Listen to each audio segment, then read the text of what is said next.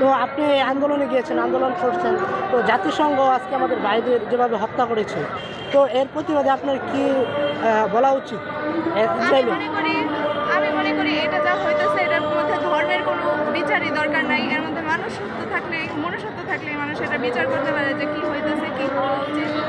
জাতিসংঘ যেহেতু শান্তি প্রতিষ্ঠা করতে চায়, ওই অনুযায়ী আমি কোনো লক্ষণ দেখতেছি না।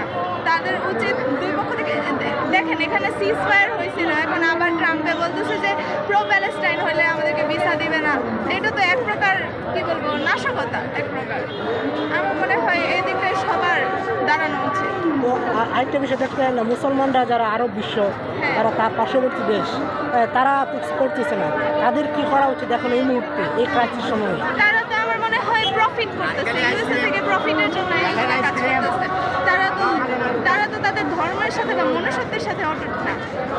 আমার মনে হয় তারা নিজেদেরকে প্রফিট করার চিন্তা থেকে দূরে থাকা উচিত। বা সৌদি আরব আর যদি আমেরিকা বলে, তারা কি একই সূত্রে কথা কিনা আপনি দৃষ্টিতে মনে হয় এই সময়ে? আমি মনে করি সৌদি আরব ইউএসএ থেকে প্রফিট করতে চায়, আর কিছুই না। Thank you so much.